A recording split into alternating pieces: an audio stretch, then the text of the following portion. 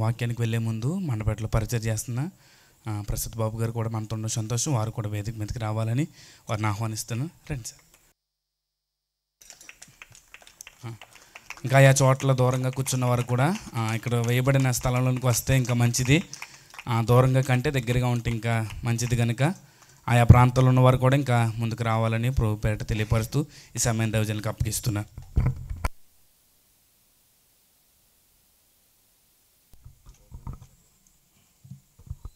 ప్రభునామానికి మహిమ కలుగును గాక.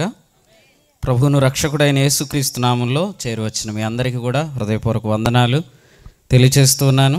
ప్రేమతో ఆహ్వానించిన జాన్ మార్క్ గారికి, దేవుని సేవకులు జాన్ మార్క్ గారికి, వారి కుటుంబానికి, స్థానిక సంఘానికి కూడా నేను యేసు ప్రభునామంలో హృదయపూర్వక వందనాలు తెలియచేస్తున్నాను. ప్రియమైన తమ్ముడు ర్యాన్సమ్ ద్వారా, అలాగే దేవుని సేవకులు ప్రసాద్ అన్న ద్వారా ఈ వివరాలు తెలుసుకొని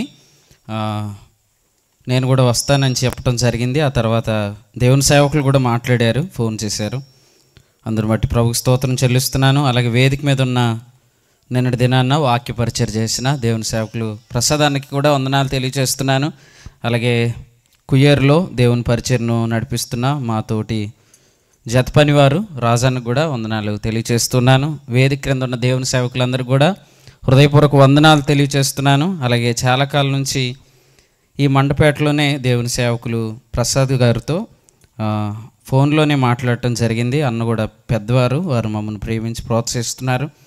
వారిని కూడా ఈ మీటింగ్స్లో కలుద్దామని ఆశపడినప్పుడు వారు కూడా వచ్చినందుకు వారికి హృదయపూర్వకంగా వందనాలు నేను తెలియజేస్తున్నాను. గతంలో ఇదే ప్రాంతంలో కొంత ఈ రోడ్డు ముందు జరిగిన ఒక మీటింగ్లో కూడా దేవుని వాక్యం చెప్పడానికి ఇక్కడికి మండపేట గత సంవత్సరం ప్రభు నడిపించాడు. అయితే మీ మధ్యకు రావటాన్ని బట్టి కూడా నేను ప్రభుని స్తుతిస్తున్నాను. ఈ రాత్రి మనం అందరం కలిసి చదవబడిన వాక్య పట్టణంలోంచి దేవుని వాక్యాన్ని ధ్యానం చేద్దాం. మీరందరూ పరిశుద్ధ గ్రంథం తెరవండి. ఈ గ్రంథంలో రాయబడిన ఒక వాక్యాన్ని మనం మొదటిగా చదువుకొని మనం అందరం కూడా ఆత్మ సహాయంతో దేవుని వాక్యాన్ని విందాం. మీరు ఒక పెద్ద లోతైన ప్రసంగాన్ని కానీ ఎక్స్పెక్ట్ చేయకండి. చాలా తేటగా ప్రభు ఆత్మ మనతో మాట్లాడినట్లుగా మీరు కూడా వాక్యం చెప్తున్నప్పుడు చక్కగా ఇన్వాల్వ్ అవుతూ, నేను కూడా వాక్యం చెప్పే విధానం ఏంటంటే ప్రశ్నిస్తూ వాక్యం చెప్పే అలవాటు నాది. కాబట్టి మనందరికీ ప్రయోజనం కలిగినట్లుగా నేను కొంచెం స్లోగా తేటగా ఆత్మ సహాయంతో మీకు అర్థమవటానికి కొన్ని ప్రశ్నలు అడుగుతూ చెప్తాను. మీరు సమాధానం కరెక్ట్గా చెప్పకపోయినా పర్లేదు, కానీ సమాధానం చెప్పండి. 5వ అధ్యాయం రోమాపత్రిక 15వ వచనం మాత్రం చదువుకొని మనం వాక్యాన్ని ప్రారంభిద్దాం. అవసరాన్ని బట్టి ఆయా వచనాలు మనం తెరిచి చదువుతూ మనం వాక్యాన్ని ముందుకు కొనసాగిద్దాం. రోమీలకు రాసిన పత్రిక 5వ అధ్యాయం 15వ వచనం. ఒకసారి మన వాక్యంలోకి వెళ్ళే ముందు ఈ మీటింగ్ అంతట్లో ఒక ప్రాముఖ్యమైన వ్యక్తి ఉన్నాడు. ఎవరో చెప్పండి? ప్రభు అయిన యేసుక్రీస్తు. ఆయన నామానికి మహిమ కలుగును గాక. 2 చేతులు ఎత్తి దగ్గరగా యేసుక్రీస్తు నామానికి మహిమను ఆరోపిద్దాం. సమస్త మహిమ ఘనత ప్రభావాలు యేసుక్రీస్తుకు మాత్రమే కలుగునుగాక. ఆమెన్. రోమీలకు రాసిన పత్రిక 5వ అధ్యాయం 15వ వచనం. అయితే అపరాధము కలిగినట్టు కృపావరము కలుగలేదు. మరొకసారి చదువుదామండి. 5:15. అయితే అపరాధము కలిగినట్టు కృపావరము కలుగలేదు. ప్రార్థన చేద్దాం. చాలమ్మా, మనము వాక్య ధ్యానం కొరకై ప్రార్థన చేద్దాం. మీరందరూ కూడా తలవంచి ప్రార్థనలు ఏకీవించండి. కృపగల మా తండ్రి, మీకు స్తోత్రములు చెల్లిస్తున్నాము. మీ పరిశుద్ధ లేఖనాలకే వందనాలు. ఇందులో వ్రాయబడిన సంగతులకే మీకు స్తోత్రాలు. ముఖ్యంగా మా రక్షకుడైన యేసుక్రీస్తు ప్రభువును బట్టి తండ్రి మీకు వందనాలు. ఈ రాత్రి మా ప్రభువును గూర్చిన సంగతులు ప్రకటిస్తుంటుండగా అందరి చెవులకు నీ కృప వినబడును గాకని, అనేకులు ఈ రాత్రి సిలువ యొద్దకు ఆకర్షించబడుదురు గాకని, మా సువార్త మాటతో మాత్రం గాక శక్తితోనూ పరిశుద్ధాత్మతోనూ నిశ్చయతతోనూ నిరీక్షణతో ఇక్కడికి వచ్చిందని నమ్ముతున్నాం. తద్వారి ప్రవేశం వ్యర్థము కాదని స్తుతిస్తున్నాం. మా రక్షకుడైన యేసుక్రీస్తు ప్రభు వారి శ్రేష్టమైన నామమున స్తోత్రించి ప్రార్థించి వేడుకుంటున్నాం మా పరమ తండ్రి. ఆమెన్. రోమీలకు రాసిన పత్రిక 5వ అధ్యాయము 12 నుండి 21 వచనాలు. ఇది చాలామందికి తెలిసిన వెల్ నోన్ ప్యాసేజ్, మన అందరికీ కూడా బాగా సుపరిచితమైన వాక్య భాగం. ఈ వాక్యంలో నుండి రాత్రి మనం చదివిన వాక్యం 15వ వచనం. 15 చదువుతారా? అయితే అపరాధము కలిగినట్టు కృపావరము కలుగలేదు అనే మాట చూస్తున్నాం. అపరాధము కలిగినట్టు కృపావరము కలగలేదు అన్నాడు. ఈ భాగంలో 12 నుండి 21 వచనాల్లో పాపము అనే పదం ఉంది, అతిక్రమము అనే పదం ఉంది, అపరాధము అనే పదం ఉంది. ముఖ్యంగా 2 పదాలు మనం గమనించాలి. ఒకటి పాపము, అపరాధము. పాపము మరియు అపరాధం. అపరాధము అని ఎప్పుడు అంటామంటే, ఎప్పుడైతే మనము ఇది చేయవద్దు అని చెప్పినప్పుడు అది మనం చేస్తామో దానిని ఏమంటామంటే అపరాధం అంటాం. చెప్పండి, అపరాధం అంటే ఏంటి? చెయ్యవద్దు అని చెప్పేదాన్ని చేయటాన్ని ఏమంటాం? అపరాధం అంటాం. అలాగైతే ఇప్పుడు మనం చదివిన వాక్యంలో 15వ వచనంలో ఏముంది చదవండి. ఎట్లనగా 15 అయితే అపరాధము కలిగినట్టు. అసలు వాస్తవంగా ఏముండాలి ఇక్కడ? అపరాధము కలిగినట్టు. చెప్పండి, అపరాధము చేసినట్టు అని ఉండాలి కదా. ఏమని ఉంది? కలిగినట్టు అని ఉంది. తెలుగు బైబిల్లోనే ఎలా ఉందంటే లేదు, అన్ని ట్రాన్స్లేషన్స్లో అలాగే ఉంటుంది, ఎందుకంటే అది సత్యం కాబట్టి. అపరాధము చేసినట్టు అని ఉండాలి, కానీ అపరాధము కలిగినట్టు అని ఉంది. అంటే చేసినట్టు అనేదానికి కలిగినట్టు అనేదానికి తేడా ఏంటంటే, అపరాధము కలిగిందంటే అది ఒక ఫలితం, అది ఒక ఫ్రూట్ అన్నమాట. అపరాధము కలగటం అనేది అది మెయిన్ రూట్ కాదు, అది మెయిన్ కాజ్ కాదు, అది మూలము కాదు. అపరాధము కలగటానికి ఇంకా మూలం ఉంది, దాన్ని మనం స్టడీ చేయాలి. సో అపరాధము కలిగినట్టు అన్నాడు. సరే, దాన్ని అర్థం తెలుసుకుందాం. దానికి ఇంకా కొంచెం ముందుకెళ్తే కృపావరము కలుగలేదు అన్నాడు. కృపావరము, అసలు వరము అనే పదం ఎప్పటి నుంచి స్టార్ట్ అయిందో చూద్దాం. ఓకేనండి, వరము అనే మాట బైబిల్లో ఎగ్జాక్ట్గా ఎప్పటి నుంచి ప్రారంభించబడింది అనేది మనము గమనిద్దాం. ఒకసారి అపోస్తుల కార్యముల గ్రంథం 2వ అధ్యాయం చూడండి. అపోస్తుల కార్యముల గ్రంథం 2వ అధ్యాయం, అపోస్తుల కార్యముల గ్రంథం 2వ అధ్యాయంలో వచనం 41 చదువుదాం, లేదా 38 చదువుదాం. 38. పేతురు, మీరు మారు మనసు పొంది. ఇప్పుడు పేతురు మాట్లాడుతున్నాడు. ఏమనంటే, మీరు మారు మనసు పొంది పాపక్షమాపణ నిమిత్తము ప్రతివాడు యేసుక్రీస్తు నామమున బాప్తిస్మము పొందుడి, అప్పుడు మీరు పరిశుద్ధాత్మను వరము పొందుదురు. సో బైబిల్లో ఇప్పుడు మనం చదువుకున్న రోమాపత్రిక 5వ అధ్యాయంలో వరము అని చదివాం కదా. ఆ వరము ఎప్పుడు ప్రారంభించబడింది అని అంటే ఎగ్జాక్ట్గా మనం ఇప్పుడు చదివిన అపోస్తల కార్యాలు 2వ అధ్యాయంలో ప్రారంభించబడింది. అపోస్తల కార్యాలు 2వ అధ్యాయంలో ఏముందండి? అప్పుడు మీరు పరిశుద్ధాత్మను వరము పొందుదురు అని ఉంది. చెప్పండి అందరూ, ఎప్పుడు? అప్పుడు మీరు పరిశుద్ధాత్మను వరం పొందుదురు అని ఉంది. ఎప్పుడు అని అంటే యేసుక్రీస్తు నామమున. బాప్తిస్మం పొందుడి అనేది ప్రాముఖ్యమైనదే, కానీ ముఖ్యమైనది మాత్రం ఇక్కడ యేసుక్రీస్తు నామం. యేసుక్రీస్తు నామమున పరిశుద్ధాత్మ అనుగ్రహించబడ్డాడు. అది మనం మర్చిపోకూడదు. పరిశుద్ధాత్మనే అయిన ఒక వ్యక్తి, ఆయన మనకు వరముగా అనుగ్రహించబడ్డాడు. పరిశుద్ధాత్మ అనే వ్యక్తి ఈ లోకానికి వరముగా అనుగ్రహించబడటానికి మూలం ఎవరంటే ప్రభు అయిన యేసుక్రీస్తు అను వ్యక్తి. సో ప్రభు అయిన యేసుక్రీస్తు ద్వారా పరిశుద్ధాత్మ అనుగ్రహించబడ్డాడు. ఎందుకంటే ఆత్మ అనగానే చాలామందికి క్రైస్తవేతరులకు కానీ క్రైస్తవులకు కానీ ఆత్మ అంటే అదొక చెప్పండి ఆత్మ అంటే అదొక శక్తి అనుకుంటారు. ఇంకా చాలామంది ఆత్మ వచ్చింది అని అనగానే అదొక ఆలోచన విధానంలోకి వెళ్తారు. కానీ రాత్రి మనం తెలుసుకుందాం, పరిశుద్ధాత్మనైన దేవుడు, పరిశుద్ధాత్మనైన ఒక వ్యక్తి, పరిశుద్ధాత్మని ఆయన ఎలాగ అనుగ్రహించబడ్డాడంటే వరముగా అనుగ్రహించబడ్డాడు. సో వరముగా అనుగ్రహించబడటానికి ముందు ఎవరున్నారు? ప్రభు అయిన యేసుక్రీస్తు. చెప్పండి, ఎవరున్నారు? ప్రభు అయిన యేసుక్రీస్తు. మరి యేసుక్రీస్తు ఎవరంటే ఇలా చెప్తాను ఈ రాత్రి, ఇలా అర్థం చేసుకోండి. యేసుక్రీస్తు ఒక కార్యం. చెప్పండి, యేసుక్రీస్తు ఎవరు? ఒక కార్యం. పరిశుద్ధాత్మ ఎవరు? చెప్పండి, ఒక వరం. చెప్పాలందరూ. యేసుక్రీస్తు ఎవరు? ఒక కార్యం. పరిశుద్ధాత్మ ఎవరు? ఒక వరం. ఇప్పుడు కలిపేయండి ఆ రెండు. యేసుక్రీస్తు చేసిన కార్యము ద్వారా అనుగ్రహించబడిన వరమే పరిశుద్ధాత్ముడు అన్నమాట. ఓకేనా? అర్థమైందా? అర్థమైతే ప్రభుకు స్తోత్రం చెప్పండి. ఇప్పుడు యేసుక్రీస్తు మతాన్ని స్థాపించడానికి రాలేదు, వరాన్ని అనుగ్రహించడానికి వచ్చాడు. సో యేసుక్రీస్తు మతాన్ని స్థాపించడానికి రాలేదు, వరాన్ని అనుగ్రహించడానికి వచ్చాడు. అదేంటండి, మేము చాలాసార్లు క్రైస్తవ్యం ఒక మతం కాదు, ఒక మార్గం అనే మాట విన్నామండి అంటే ఎస్, అది బైబిల్లో ఆ పదం ఉంది.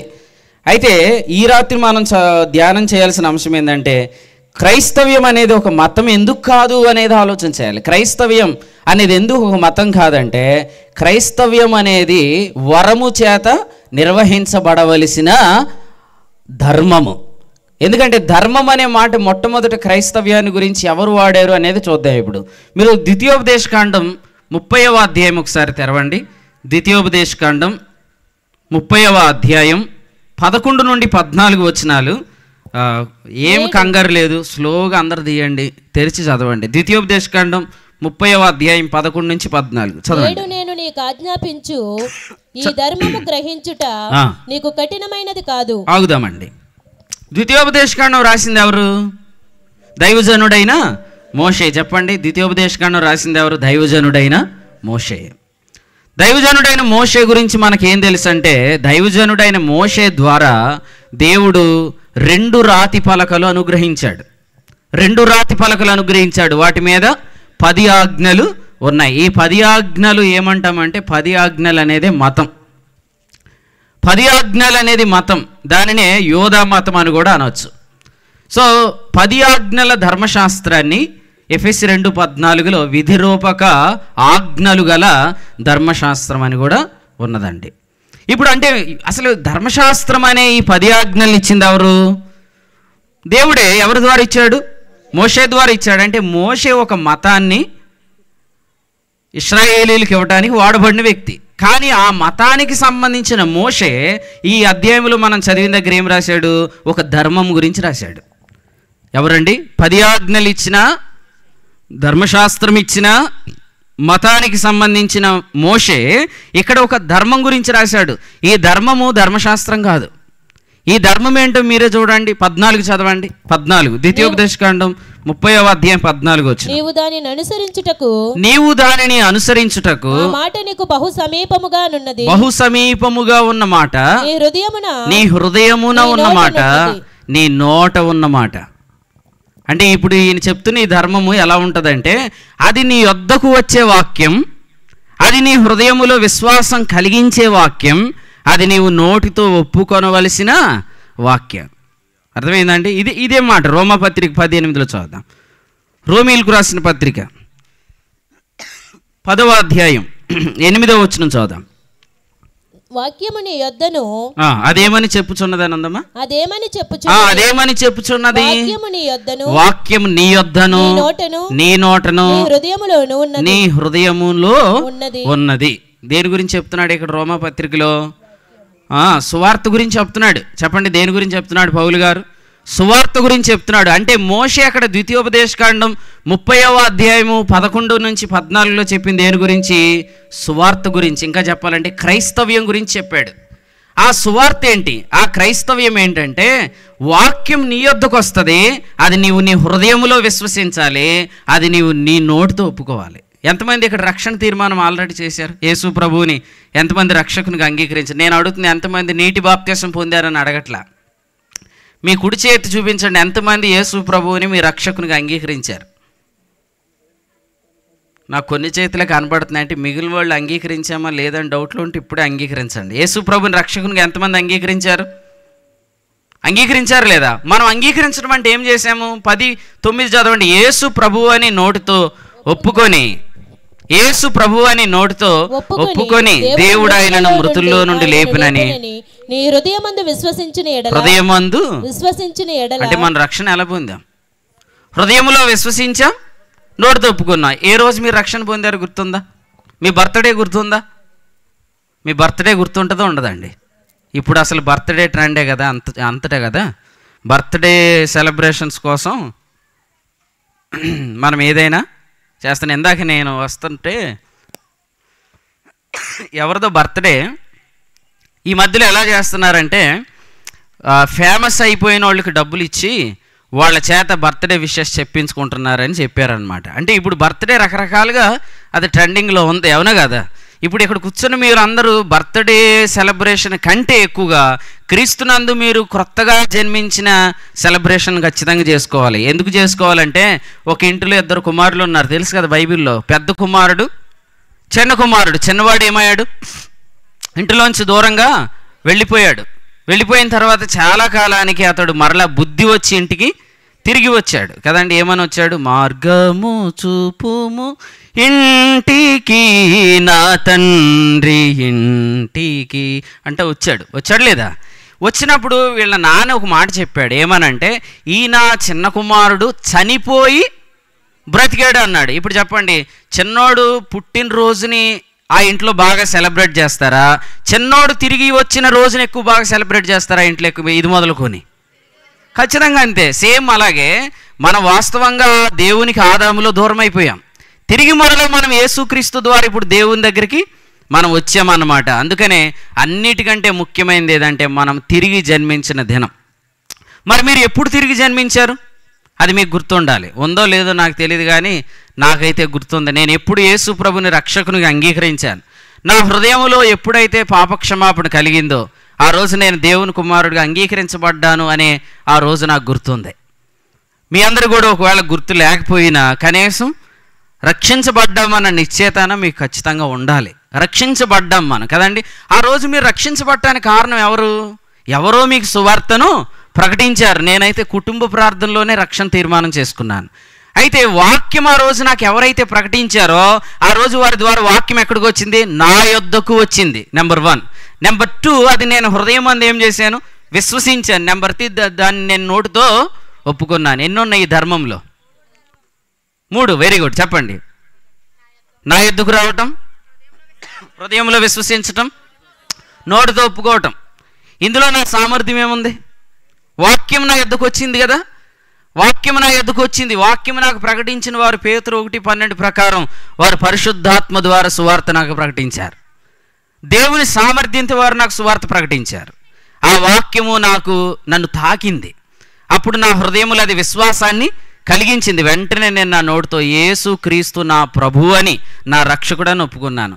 అంటే ఇప్పుడు క్రీస్తులోనికి మారటానికి, క్రీస్తులోనికి రావటానికి నేను తీసుకున్న నీటి బాప్తిస్మం కాదు ముఖ్యమైనది, యేసుక్రీస్తు నా రక్షకునిగా అంగీకరించటం. దీనిని బైబిల్లో దీన్ని కూడా బాప్తిస్మం అన్నాడు, కానీ దీన్ని ఏమన్నాడంటే క్రీస్తులోనికి బాప్తిస్మం అన్నాడు. చెప్పండి ఏమన్నాడు? మీ అందరూ ఇక్కడికి వచ్చిన వాళ్ళందరూ ఈ రాత్రి మండపేటలో ఉండి వాక్యం విన్నవారు, దూరం నుండి వాక్యం వింటున్న వారు అందరూ నీటి బాప్తిస్మం అనేది ఎందుకంటే మనం క్రీస్తులోనికి బాప్తిస్మం పొందామనేది సంఘానికి తెలియపరచడానికి. కానీ ముఖ్యమైనది ఏంటంటే మనం క్రీస్తులోనికి బాప్తిస్మం పొందాలి. క్రీస్తులోనికి బాప్తిస్మం అంటే ఏంటంటే యేసుక్రీస్తు మన అపరాధముల నిమిత్తం చనిపోయాడని, ఆయన మనలను నీతిమంతులుగా తీర్చడానికి లేపబడ్డాడని, యేసుక్రీస్తు మరణాన్ని, ఆయన పునరుద్ధానాన్ని మన హృదయంలో విశ్వసించి మన నోటితో ఒప్పుకున్న రోజునే మనం దేవుని కుమారులుగా చేయబడ్డాం. అర్థమైందండి? అర్థమైన వాళ్ళు దేవునికి స్తోత్రం చెప్పండి. రైట్, మీరు అందరూ దేవుని పిల్లలు అయితే అది ఎలాగయ్యారంటే యేసుక్రీస్తునందు విశ్వాసం ఉంచడం ద్వారా. ఒకసారి ఈ మాటను కంటిన్యూ చేసే ముందు ఎఫెసీయులకు రాసిన పత్రిక 4వ అధ్యాయం ఎఫెసీయులకు రాసిన పత్రిక ఒక్కసారి 5వ వచనం చూడండి. 5 ప్రభువు ఒక్కడే, విశ్వాసం ఒక్కటే. స్లోగా చదువు చెల్లి. ప్రభువు ఒక్కడే. నెంబర్ 2 విశ్వాసం ఒక్కటే. నెంబర్ 3 మీ బైబిల్లో విశ్వాసం తర్వాత కామా ఉందా లేదా? విశ్వాసం తర్వాత ఏముంది? కామా ఉంది. తర్వాత ఏముంది? బాప్తిస్మం ఉంది. అంటే ముందేది? విశ్వాసం. ఎవరి యందు విశ్వాసం ఉంచాం? ప్రభు అయిన యేసుక్రీస్తు నామమును బట్టి. ఇందాక మనం పేతురు ఇలా చెప్తున్నాడు. ఏమని చెప్తున్నాడంటే మీరు మారు మనసు పొంది పాపక్షమాపణ నిమిత్తమై యేసుక్రీస్తు నామమున బాప్తిస్మం పొందుడి, అప్పుడు మీరు పరిశుద్ధాత్మను వరం పొందుతారు. ఈ వచనాన్ని చాలామంది ఏమనుకుంటారంటే బాప్తిస్మం పొందండి పరిశుద్ధాత్మ పొందుతారు అనుకుంటారు. అలా చెప్పలేదు. పేతురు ఏం చెప్పాడు? యేసుక్రీస్తు నామం అనే మాట ఎక్కువ చెప్పాడు అక్కడ. అందుకనే యేసుక్రీస్తు నామము అంటే అర్థం ఏంటంటే యేసుక్రీస్తు యొక్క సువార్త, యేసుక్రీస్తు యొక్క మరణ పునరుద్ధానాలు, యేసుక్రీస్తును అంగీకరించటం. ఎవరైతే యేసుక్రీస్తును అంగీకరిస్తారో వారందరికీ దేవుడు ఎవరిని అనుగ్రహిస్తాడంటే పరిశుద్ధ ఆత్మను అనుగ్రహిస్తాడు. కాబట్టి యేసు ప్రభువుని నమ్ముకుంటే మనం పొందుకున్నది ఏంటంటే దేవుడు తన పరిశుద్ధాత్మను మన హృదయముల్లోనికి పంపిస్తాడు. ఎందుకనుకున్నారండి? యేసు ప్రభువునందు ఎవరైతే విశ్వాసం ఉంచారో వారి హృదయములు ఆ విశ్వాసం వల్ల పవిత్రమవుతాయి. ఆ హృదయములను ఎరిగిన దేవుడు ఆ హృదయాల్లోనికి తన పరిశుద్ధాత్మను పంపిస్తాడు. ఈ మంచి వచనాన్ని ఒకసారి మనం చదువుకుందాం ముందుకెళ్దాం రండి. గలతీయులకు రాసిన పత్రిక 4వ అధ్యాయం 6వ వచనం చదువుదాం. మరియు మీరు కుమారులై ఉన్నందున నాయనా తండ్రి అని మొర్రపెట్టు తన కుమారుని ఆత్మను దేవుడు మన హృదయముల్లోనికి పంపిన. ఎక్కడ పంపించాడు? ఎందుకు పంపించాడు? కుమారులైనందున. కుమారులు ఎలాగయ్యాము? యేసుక్రీస్తునందు విశ్వాసం ఉంచటం. యోహాను 1:12 తను అందరు అంగీకరించురో అనగా ఆయన నామమందు విశ్వాసం ఉంచిన వారికి దేవుని పిల్లలగుటకు ఆయన అధికారం అనుగ్రహించాడు. గలతీ 3:26 యేసుక్రీస్తునందు విశ్వాసం వల్ల మీరు దేవుని కుమారులై ఉన్నారు. యోహాను 1 పత్రిక 3:1 అంటున్నాడు, మనము ఆయన పిల్లలమని పిలువబడినట్లు తండ్రి మనకెట్టి ప్రేమను అనుగ్రహించను చూడండి. కాబట్టి దేవుని పిల్లలం మనం. అందరూ చెప్పండి, మనం అందరం ఎవరు? అసలు దేవుని కుమారులు అంటే అర్థం ఏంటంటే తండ్రి ఎక్కడున్నాడో అదే సన్నిధిలో మనం నిలబడి ఉన్నాం. తండ్రి ఎక్కడున్నాడో మనం అక్కడే నిలబడి ఉన్నాం. మీరు అందరూ ఎక్కడ నిలబడ్డారు యేసు ప్రభువుని నమ్ముకుంటే? You are in the presence of holy God. Holy God అంటే most high God, most holy God, అతి పరిశుద్ధ దేవుని సన్నిధిలో మనం నిలబడ్డాం కదండి. ఇప్పుడు ఈ పాట ఎలా పాడనంటే మీకు బాగా వచ్చిన పాటలు కాబట్టి నేను ఇదే పాడుతున్నాను. రాజా నీ సన్నిధిలో ఉంటానయ్యా అంటాం కదా, ఉన్నానయ్యా అని పాడండి ఒకసారి. రాజా నీ సన్నిధిలో నేనున్నానయ్యా, మనసారా ఆరాధిస్తూ బ్రతికేస్తానయ్యా. రాజా నీ సన్నిధిలోనే ఉన్నానయ్యా, మనసారా ఆరాధిస్తూ బ్రతికేస్తానయ్యా. ఎక్కడున్నావు? ఎప్పుడున్నావు? ఇప్పుడున్నామనండి. అది ఎప్పుడున్నామంటే now we are in the presence of God. ఇప్పుడే మనం ఆయన సన్నిధిలో నిలబడి ఉన్నాం. అదే మాట. మన పౌరస్థితి పరలోకమందు ఉన్నది. మన పౌరస్థితి ఎక్కడుందండి? పరలోకమందు ఉన్నది. మన పౌరస్థితి పరలోకమందు ఉన్నది అని ఫిలిప్పీ పత్రిక 3లో చెప్తుంటుంటే ఎఫెసీ 2:7 ఏం చెప్తున్నాడు అంటే మీరు క్రీస్తుతో కూడా లేపబడి పరలోకమందు కూర్చుండి ఉన్నారు అని చెప్పాడు. అంటే మనము పరలోకం వెళ్తామా అనే ప్రశ్నలోంచి బయట రావాలా, పరలోకంలో కూర్చున్నామని చెప్పాలా. ఏమనకూడదు, అక్క నువ్వు పరలోకం వెళ్తావా అంటే ఏమనాలి మీరు? ఎఫెసీ పత్రిక 2:7 ప్రకారం నేను క్రీస్తుతో కూడా లేపబడి పరలోకమందు కూర్చున్నాను. జాన్ మార్కాన్ని ఎక్కడ కూర్చున్నావు? వెరీ గుడ్, నువ్వు పరలోకంలో కూర్చున్నావు. స్టేజ్ మీద కూర్చున్నాడండి ఆయన, కానీ ఆయన పౌరస్థితి ఎక్కడుంది? పరలోకంలో ఉంది. ఎలా వచ్చింది తెలుసా ఈ పౌరస్థితి? అసలే ఈ భూమి మీద మనకు ఫౌండేషన్ అనేది ఉన్నా లేకపోయినా సరిగా పరలోకములో 7 మారులు ప్రోక్షించబడిన రక్తం చేత మనం అక్కడ నిలబెట్టబడి ఉన్నాం. లేవీకాండం 16వ అధ్యాయం 14వ వచనంలో వ్రాయబడినట్లుగా కరుణాపీఠం ఎదుట దేవుని సముఖములో 7 మారులు ప్రోక్షించబడిన రక్తం చేత మనం అక్కడ నిలబడి ఉన్నాం. 7 మారులు అంటే 7 అంటే అర్థం ఏంటి? పరిపూర్ణ సంఖ్య. Very good. Number of perfection అంటే we have the perfect position in heaven. మనకిప్పుడు పరలోకములో యేసు ప్రభు యొక్క రక్తమును బట్టి పరిపూర్ణమైన స్థానము దొరికింది. ఈ రాత్రి మీటింగ్ వచ్చిన మీరు అందరూ కూడా మండపేటలో గట్టిగా బిగ్గరగా చెప్పాలి. ఏమని? యేసు ప్రభువునందు విశ్వాసం ఉంచి నందున నేను ఆయనతో కూడా పరలోకమందు కూర్చున్నానని చెప్పాలి. క్రైస్తవ భక్తి పరలోకానికి వెళ్ళటానికి చేసేది కాదు, పరలోకములో కూర్చున్నామనే నిశ్చయతలో ఉండి చేసేది క్రైస్తవ భక్తి. ఎవరికి డౌట్ ఉన్నా నేను క్లియర్గా చెప్పడానికి రెడీగా ఉన్నాను, కానీ ఇప్పుడు కాదు. మీరు కూడా వాక్యం ఒకసారి తీసి చదవండి, మీకు అర్థమైంది. క్రైస్తవ భక్తి పరలోకానికి వెళ్ళడానికి చేసేది కాదు, పరలోకంలో కూర్చున్నామనే నిశ్చయతలో నుండి కలిగేది క్రైస్తవ భక్తి. ఎందుకో మళ్ళీ చెప్తాను మీకు. ఇప్పుడు యేసు ప్రభుతో పాటు పరలోకంలో కూర్చున్న వారికి, కుమారులు అనే స్థానం ఇచ్చిన వారికి ఇప్పుడు ఆయన ఏమి ఇచ్చాడంట? పరిశుద్ధ ఆత్మనిచ్చాడు. ఈ పరిశుద్ధాత్మని గురించే మనం మాట్లాడుకుంటున్నాం. పరిశుద్ధాత్మ ఎవరు చెప్పండి? వరం. పరిశుద్ధాత్మ ఎవరు చెప్పండి? వరం. మతంలో వరం ఉండదు. మతం అనేది మానవ సామర్థ్యంతో చేసేది, కానీ క్రైస్తవ్యం అనేది వరముతో జరిగించేది. అసలు వరం అంటే ఏంటి చూద్దాం. లూకాసు వార్త 24:49 చదువుదాం. లూకాసు వార్త 24వ అధ్యాయం 49వ వచనం చదువుదాం. నా తండ్రి వాగ్దానము చేసినది మీ మీదికి పంపుచున్నాను, మీరు పైనుండి శక్తి పొందు వరకు. ఈ శక్తి ఏ శక్తి? పైనుండి వచ్చే శక్తి. ఏ శక్తి కాదు, కింద ఉన్నవారి శక్తి కాదు. మతం అంతా మన శక్తిని డిమాండ్ చేస్తుంది. విశ్వాసం దైవశక్తిని అనుగ్రహిస్తుంది.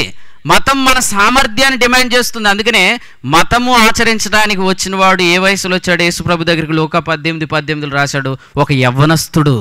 ఒక యవ్వనస్తుడు అంటే అర్థం ఏంటి? యవ్వనస్తుడి దగ్గర ఏముంటుంది? స్ట్రెంగ్త్ ఉంటుంది. యవనస్తుడు అంటే ఇక్కడ యేసు ప్రభు ఆ యవనస్తుడి గురించి రాయట్లేదు, వాస్తవంగా ఇశ్రాయేలీల గురించి చెప్తున్నాడు. సీనాయి పర్వతం దగ్గర ఇశ్రాయేలీలు దేవునితో ఇలా అన్నారన్నమాట. నిర్గమ 19:8 యెహోవా చెప్పిందంతా మేము చేస్తామన్నారు. అదే రిలీజియన్ అంటే. యెహోవా చెప్పిందంతా మేము చేస్తాం. మానవ చేతికి 10 వేళ్ళు ఉన్నాయి. దేవుడు ఇశ్రాయేలీలకు 10 ఆజ్ఞలు ఇచ్చాడు. 10 ఆజ్ఞలు ఇచ్చాడు. కానీ అసలు మీరు అర్థం చేసుకోవాల్సింది ఏంటంటే, ఇశ్రాయేలీలకు దేవుడు 10 ఆజ్ఞలు ఇవ్వక ముందే ఇశ్రాయేలీలను దేవుడు తన హస్తము చేత ఐగుప్తులోంచి బయటికి తెచ్చాడు. ఎవరి హస్తం? ఆయన హస్తం. అందుకనే వాళ్ళు ఒక మంచి పాట పాడారు కదండి. ఏ పాట? యెహోవాయే నా బలం, యెహోవాయే నా గానం. యెహోవా అంటే అర్థం ఏంటంటే, యెహోవా అంటే చాలామంది అనుకుంటారు యెహోవా అంటే పాత నిబంధనలో యెహోవా, యెహోవా అంటే క్రొత్త నిబంధనలో కుమారుడు యేసుక్రీస్తు అనుకుంటున్నారు. వినాలా? యెహోవా అంటే అర్థం ఏంటంటే, యెహోవా అంటే యోద్. యోద్ మొదటి అక్షరం యోద్. యోద్ అంటే హస్తము అని అర్థం. యోద్ అనేది హెబ్రీలో ఎన్నో అక్షరం అంటే 10వ అక్షరం.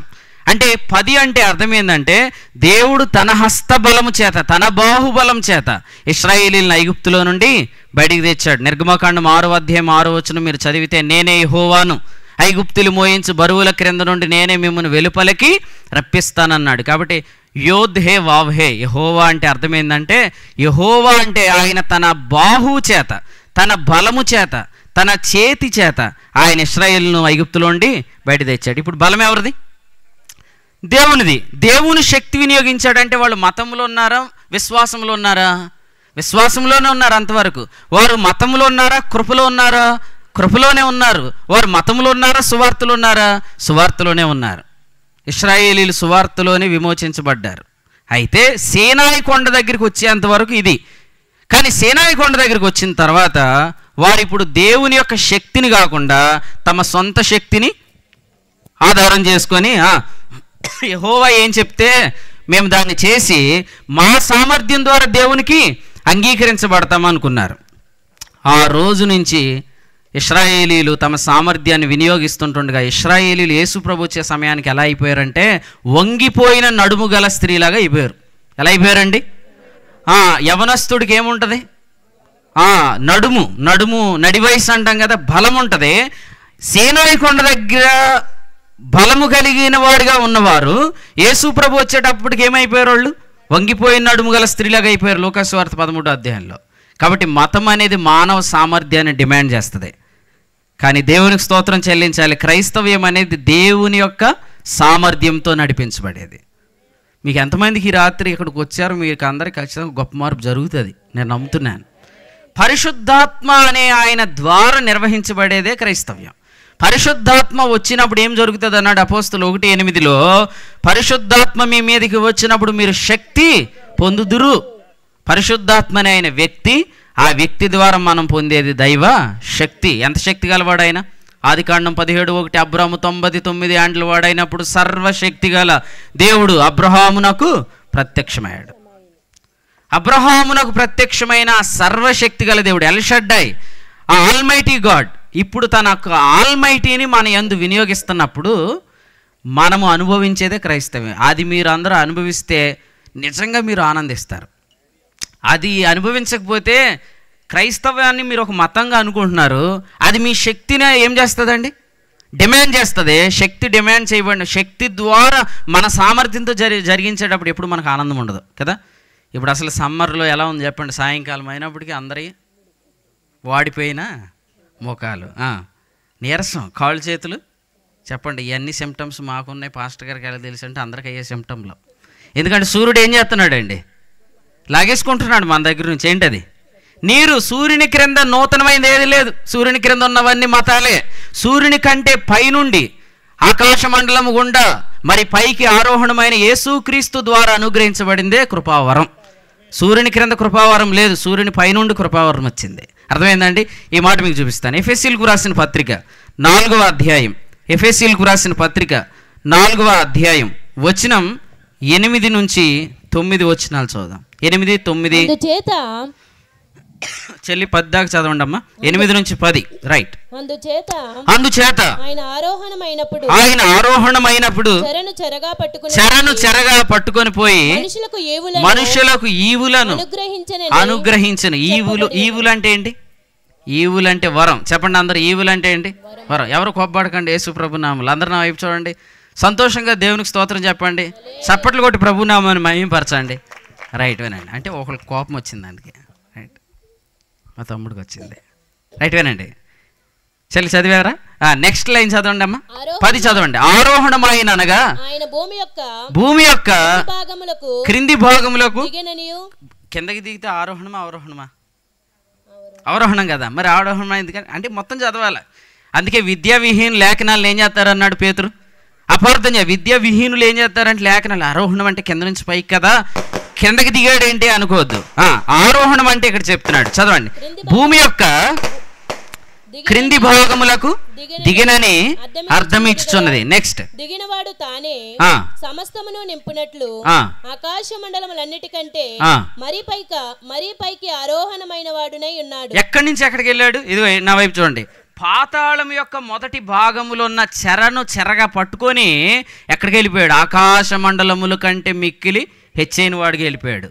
ఎందుకు వెళ్ళాడు ఇంత పైకి? వరము, ఈవులు అనుగ్రహించటానికి. కాబట్టి ఆరోహణమైన క్రీస్తు ద్వారా అనుగ్రహించబడిందే వరం. కాబట్టి ఈ వరము చేత మీరు నడిపించబడినప్పుడు మాత్రమే మీరు నిజంగా క్రైస్తవ్యంలో ఉన్నారని అర్థం. లేదంటే మీరు ఎక్కడున్నారని? మతంలో ఉన్నారని అర్థం. మీరందరూ మతం నుండి రాత్రి విముక్తి పొందుదురుగాక.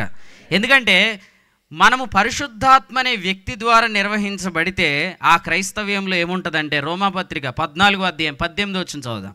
రోమీలకు రాసిన పత్రిక 14:18.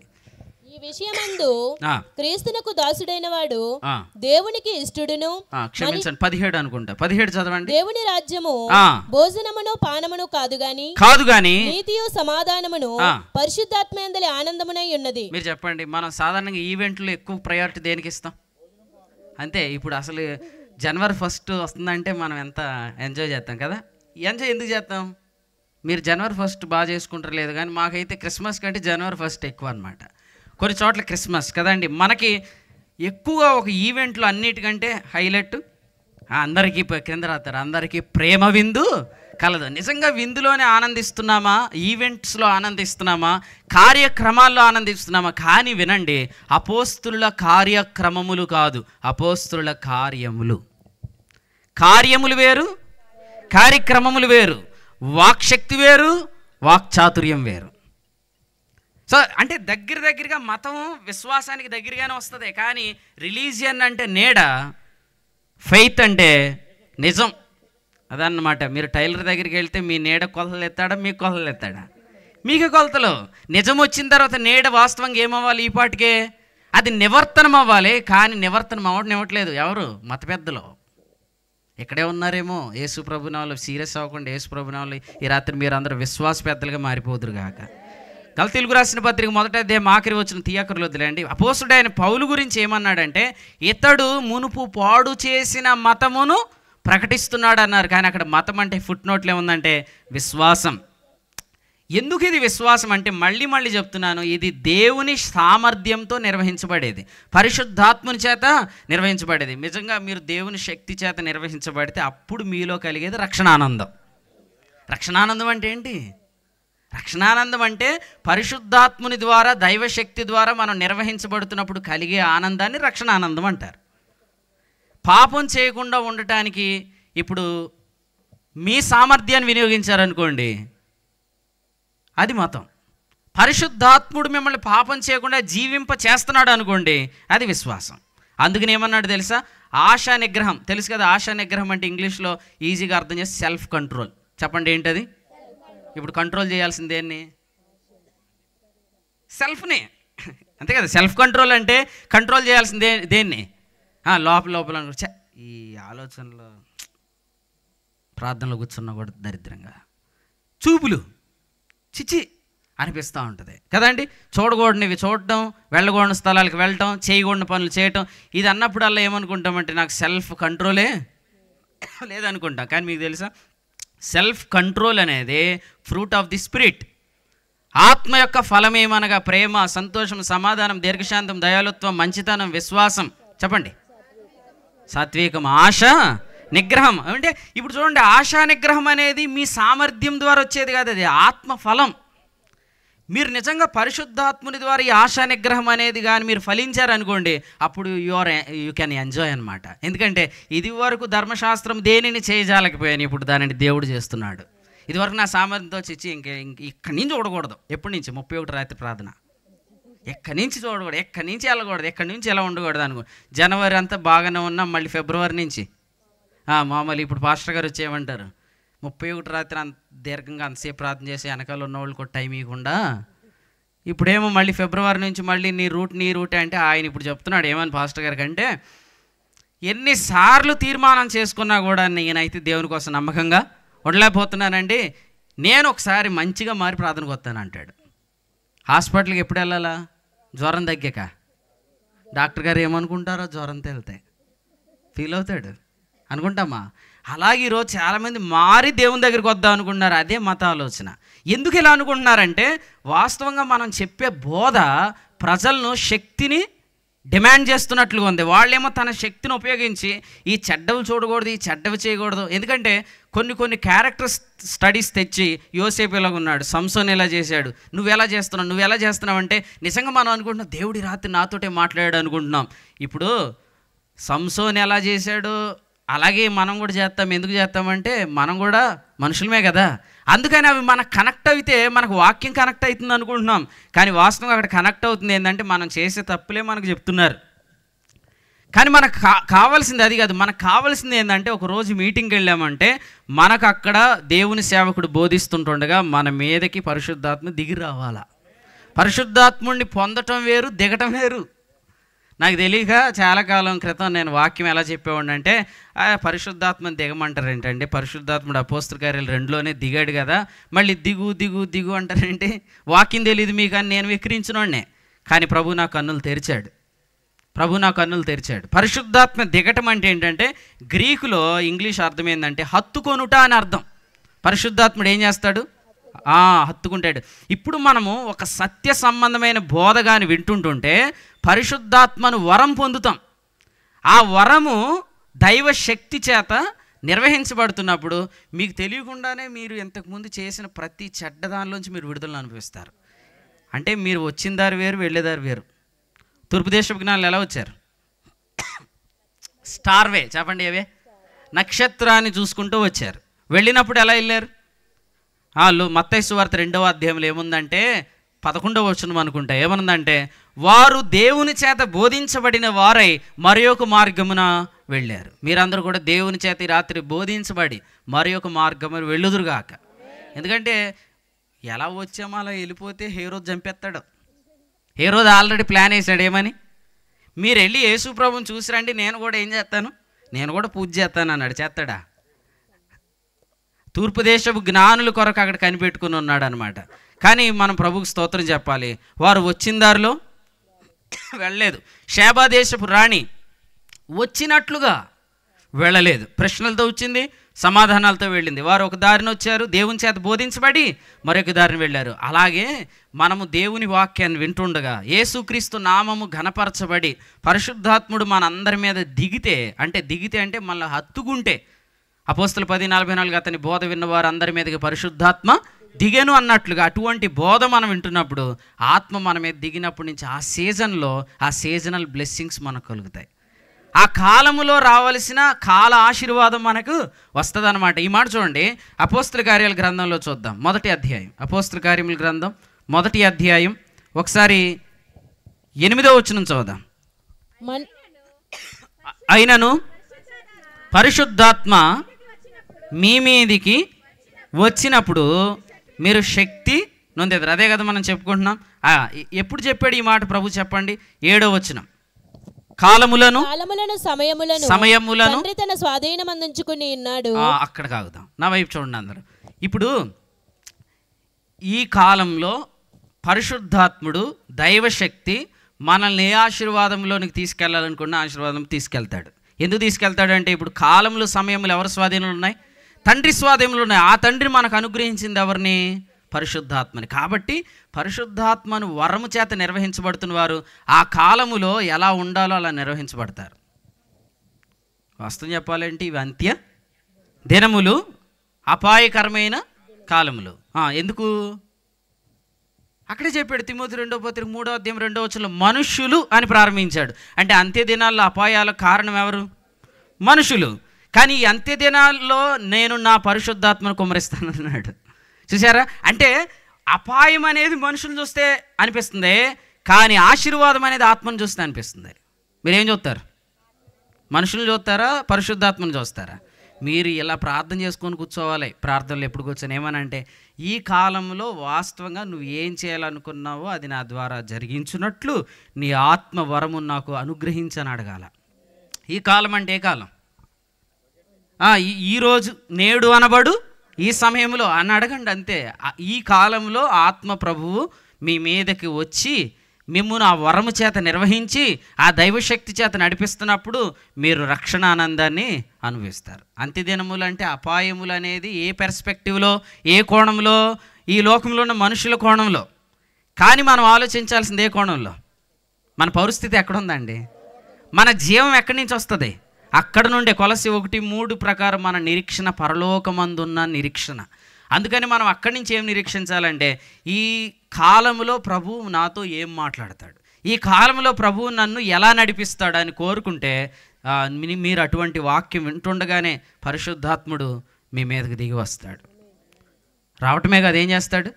ఆయన నిర్వహిస్తాడు. అలా నిర్వహించినప్పుడు మీ యందు దైవశక్తి వినియోగించబడుతుంది. అప్పుడు మీరు చెప్పనాసక్యం మహిమయుక్తమైన ఆనందాన్ని అనుభవిస్తారు. ఒకసారి చదువుదాం రండి. పేతురు రాసిన మొదటి పత్రిక 1వ అధ్యాయం 5వ వచనం చదువుదాం. పేతురు రాసిన మొదటి పత్రిక 1వ అధ్యాయం 5వ వచనం. మీరు తిమోతి పత్రిక తీశారు సిస్టర్. పేతురు మొదటి పత్రిక 1:5. కడవరి కాలమందు. ఇప్పుడు మనం చెప్పుకుంటుంది ఏ కాలాల్లో ఉన్నాం మనం? కడవరి కాలాలు కదండి. కడవరి దినాలు ఎలా ఉంటాయి? అంత్యదినములు, అపాయకరమైన కాలాలు. కానీ మనకు ఒక స్పెషల్ బ్లెస్సింగ్ ఉంది ఈ దినాల్లో. చదవండి. కడవరి కాలమందు బయలుపరచబడుటకు రక్షణ అనేది సిద్ధపరచబడింది. ఆ రక్షణ ఏంటంటే విశ్వాసము ద్వారా దేవుని శక్తి చేత కాపాడబడు. నాతో అందరు చెప్పండి, దేవుని శక్తి చేత కాపాడబడుట. చెప్పండి. మీ ప్రక్కన వాళ్ళకి చెప్పండి. రైట్, మీ అందరు నాకు చెప్పండి. దేవుని శక్తి చేత కాపాడబడటమే ఈ కడవరి దినాల ఆశీర్వాదం. దేవుని యొక్క శక్తి చేత కాపాడబడినప్పుడు 6వ వచనం, ఇందువలన మీరు మిక్కిలి ఆనందించున్నారు. కాబట్టి నిజంగా మీరు ఆనందంగా ఉన్నారా లేరా? నిజంగా మీరు ఆనందంగా ఉండాలంటే దేవుని శక్తి చేత నిర్వహించబడటం మీలో స్టార్ట్ అవ్వాలి. అయ్యో బాబోయ్, ఎన్ని రోజులైంది రక్షించబడి, ఇంకా నాలో అది స్టార్ట్ అవ్వలేదని తెలితే అందరూ ఏమనుకుంటారని అనుకోద్దు. ఈ రోజు నుంచి అన్నా అది ప్రారంభించబడాలని యథార్థంగా ఒప్పుకోవాలి. నిజమే ప్రభువా, ఇంతవరకు నేను నా శక్తితో నీ కొరకు నమ్మకంగా ఉండాలనుకుంటున్నాను. కాదు, ఇప్పుడు నీ శక్తితో నన్ను నీ కొరకు నమ్మకంగా జీవింప చేయమని అడగండి. ఆ ఒక్క ప్రార్థన చాలండి. ఎందుకంటే యేసుప్రభు లోకాసు వార్తలు ఏమడిగారంటే, ఒక స్నేహితుడు ఉన్నాడు.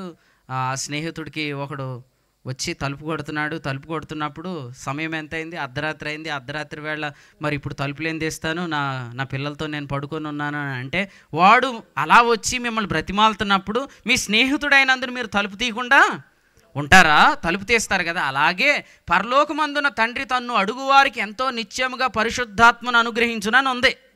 కాబట్టి మనం ఖచ్చితంగా యేసుక్రీస్తు నామమును అడిగితే పరిశుద్ధాత్మను వరం పొందుతాం. పరిశుద్ధాత్మను రక్షించబడినప్పుడే పొందాం. కానీ ప్రతి ప్రసంగము ద్వారా, ప్రతి వర్తమానము ద్వారా మనం అడగాలి, ఆయన మనకు ఇవ్వాలి. అడుగుడి మీకు ఇయ్యబడును, అక్కడే చెప్పాడన్నమాట. అడుగుడి మీకు ఇయ్యబడును, వెదకుడు మీకు దొరుకును, తట్టుడి మీకు తీయబడును. ప్రేమతో ఏం చెప్తున్నానంటే, సేవ మీ శక్తితో చేసేయకండి, పాటలు మీ శక్తితో పాడకండి, ప్రసంగాలు మీ శక్తితో చేయకండి. అలాగే ఏది చేసినా కూడా పరిశుద్ధాత్మ ద్వారా చేయడానికి పూనుకోండి. ఎందుకంటే అలా చేసింది మాత్రమే నిలబడుతుంది, మిగిలినంత కాలిపోద్ది. నిజం, ఇది వాస్తవం. మనం కట్టిన పని ఇప్పుడు 3 రోజులు మీటింగ్లు ఏర్పాటు చేసి దేవుని సేవకుడు ఎంత ఖర్చు ఉందో దీని వెనకాల, ఎంత ప్రయాస, ఎంత ప్రార్థన ఉంది. అందుకని ఇందాక ఆయన ప్రార్థన చేస్తూ, ప్రభువా ఈ రాత్రి అనేక మంది రావాలి అని ప్రార్థన చేస్తున్నారు. ఎందుకంటే దీని వెనకాల ఎంతో కష్టం ఉంది. మరి ఇంత కష్టపడింది రేపు పొద్దుట ఖచ్చితంగా నిలబడాలంటే ఈ 3 రోజుల మీటింగ్లు కూడా పరిశుద్ధాత్మ ద్వారానే జరగాలి. పరిశుద్ధాత్మ ద్వారా జరిగింది మాత్రమే నిలబడుతుంది. మిగిలిందంతా గడ్డంత ఎక్కువ ఉన్నా కాలిపోద్ది. ఆత్మ ద్వారా జరిగేది బంగారం అంత తక్కువ ఉన్నా నిలబడుతుంది. నిలిచే పని చేయడానికి ప్రభువు లేపిన తరం ఇక్కడ ఉన్నారని నేను నమ్ముతున్నాను. నిలిచే పని చేయడానికి మనం ఇష్టపడాలి. ఎందుకంటే ఇక్కడ కొరింథీయులకు రాసిన 2వ పత్రికలో 3వ అధ్యాయంలో ఒక మంచి మాట చెప్పాడు. చదువుదాం. కొరింథీయులకు రాసిన 2వ పత్రిక 3వ అధ్యాయం 11వ వచనం చదువుదాం. 3:11. తగ్గిపోవునదే మహిమ గలదై ఉండిన ఎడల, తగ్గిపోవునదే మహిమ గలదై ఉండిన ఎడల, మహిమ గలదై ఉండిన ఎడల, నిలుచున్నది మరి ఎక్కువ మహిమ గలదై ఉండును కదా. దేవునికి స్తోత్రం. ఇక్కడ తగ్గిపోయే మహిమ ఉంది, నిలిచే మహిమ ఉంది. చెప్పండి, తగ్గిపోయేది ఉందా లేదా? మతము దాని మహిమను కోల్పోతుంది, కానీ విశ్వాసం దాని మహిమ నుండి అధిక మహిమ పొందుతుంది. ఎంతమంది అనుకుంటున్నారు క్రైస్తవ్యం నిర్మూలమైపోద్ది దేశంలోని? ఎవరు అనుకోద్దు. అయితే మతం అయిపోద్దేమో కానీ క్రైస్తవ్యం అవ్వదు. ఎందుకు అవ్వదు? మతము దాని మహిమ ఏమైద్ది ఉండే కొద్దీ ఎందుకు తగ్గిపోయి చెప్పనా? మతం అనేది దేంతో నిర్వహించాలి? మానవ సామర్థ్యం ఏమైద్ది దినములు గడిచే కొద్దీ. అందుకనే నెక్స్ట్ చాప్టర్లో 4వ అధ్యాయంలో ఏం రాశాడు చూడండి, 16వ వచనం. మేము అధైర్యపడము, మా బాహ్య పురుషుడు కృషిస్తే ఎందుకు అధైర్యపడమంటే, మతం అయితే బాహ్య పురుషుడితో నెరవేరుస్తాం. కాబట్టి బాహ్య పురుషుడు కృషిస్తే మతం ఏమైంది? ఇప్పుడు ఎవరైనా వచ్చి ఏంటండి క్రైస్తవ్యం తగ్గిపోతుంది అని అనగానే మేమేం అధైర్యపడము అంటున్నాడు. ఎందుకంటే అది నిజంగా తగ్గట్లేదు. ఎందుకు తగ్గట్లేదు? అది ఆచరించే దేంతో కాదు, బాహ్య పురుషుడితో కాదు. బాహ్య పురుషుడు అంటే శరీరం. హెబ్రీ 7:16 శరీరంతో నెరవేర్చే ధర్మం కాదు ఇది. చదవండి నెక్స్ట్ వచనం. ఆంతర్య పురుషుడు దినదినము. దీన్ని బట్టి మీరు బలంగా ఈ రాత్రి గట్టిగా చెప్పండి, క్రైస్తవ్యం దినదినం పెరిగిపోతుంది. ఎంతమంది నమ్ముతున్నారు? బలంగా చెప్పండి, నమ్మితే బలంగా చెప్పండి. దినదినము క్రైస్తవ్యం నూతనపరచబడుచున్నది. దినదినము క్రైస్తవ్యం నూతనపరచబడుచున్నది. మనం మన దేశానికి ఎప్పుడు క్షేమం కలిగిస్తామంటే క్రైస్తవ్యము అనేది పెరిగితే. క్రైస్తవ మతం కాదు. మతం పెరిగితే దేశం ఎక్కడికి వెళ్ళిపోద్ది? వెనక్కి వెళ్ళిపోయిద్ది. మతం ఎప్పుడు వెనక్కే చూపిస్తుంది. ఎందుకంటే మీరు ఆలోచిస్తే నేను ఇట్లా చెప్తాను, మీరు అర్థం చేసుకోవడానికి ప్రయత్నం చేయండి. మతం అనేది సేనాయి కొండ నుంచి ప్రారంభించబడిందని ఇందాక నేను చెప్పే కదా. ఆ సేనాయి కొండ ఐగుప్తీయురాలైన హాగరుతో పోల్చబడింది. ఐగుప్తు ఎక్కడుంది? వెనకుంది. కనాన్ ఎక్కడుంది? ముందుంది. అంటే రిలీజియన్ చెప్తే మనుషులు ఎక్కడికి తీసుకెళ్తున్నారు? వెనక్కి తీసుకెళ్తున్నారు. విశ్వాసం చెప్తే మనుషులు ఎక్కడికి తీసుకెళ్తున్నారు? ముందుకి. కాబట్టి మనం ముందుకు తీసుకెళ్లేదాన్ని ఈ దేశంలో ప్రకటిస్తున్నాం. అందరూ అలాగే ప్రకటించదురు కాక, అంటే మనలో కూడా మతం ప్రకటించే వాళ్ళు చాలామంది ఉన్నారు. కానీ వారి సంఖ్య రానున్న దినాల్లో తగ్గిపోయి సువార్త ప్రకటించే వారి సంఖ్య ప్రబలుతుందన్నమాట. ఎందుకంటే ప్రభు చెప్పాడు, కడవరి దినములు యందు బయలుపరచబట్టకు సిద్ధముగానున్న రక్షణ అంత్య దినములు యందు నేను నా ఆత్మను కుమ్మరిస్తానన్నాడు. కాబట్టి ఒక బలమైన ఉద్యమం ఆంధ్ర తెలంగాణ ప్రాంతం తెలుగు ప్రాంతాల నుండి ప్రపంచానికి అంటుకోవాలంటే ఖచ్చితంగా ప్రభు ఆ ప్రణాళిక కలిగి ఉన్నాడు. నేను నమ్ముతున్నాను. నీవు ఈ రాత్రి కూర్చున్న నీవు అట్లీస్ట్ నీవు ఇలా అనుకోవాలి, ప్రభువా ఇంతవరకు నేను నా శక్తి చేత చేస్తున్నాను కాదు, నీ ఆత్మ చేత ఇది జరగాల. జకర్యా గ్రంథం. శక్తి చేత కాదు, బలము చేత కాదు, దేని చేత?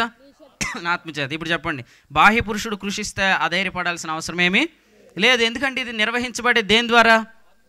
ఆత్మ ద్వారా. దీన్ని అన్నాడు క్రైస్తవ్యాన్ని ధర్మం అని మోషే అన్నాడు కదా.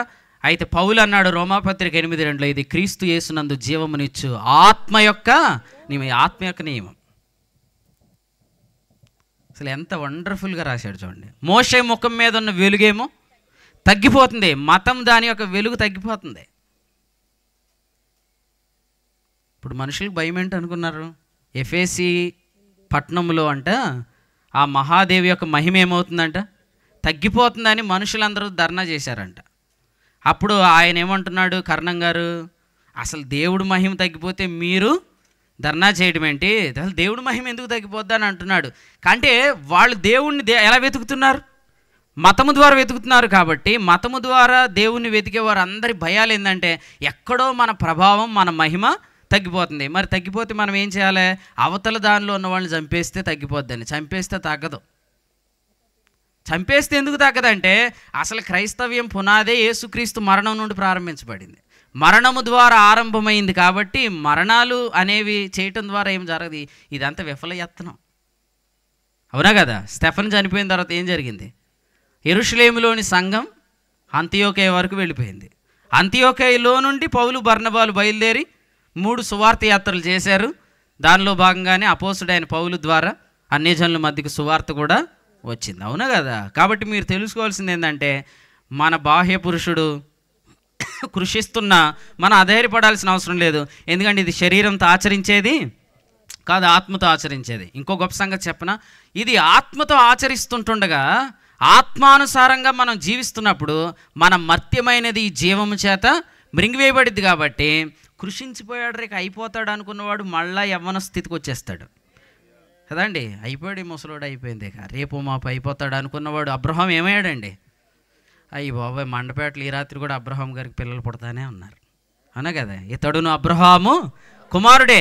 చూసారా? అంటే మృతతుల్యుడైన ఒకని నుండి సంఖ్యకు ఆకాశ నక్షత్రములు వలె సముద్ర పిస్కరేణు వలె సంతానం కలుగుతుందంటే ఎవరతడు? వృద్ధుడే. కానీ ప్రభు మరలా అతని యవ్వనాన్ని నూతనపరిచాడు.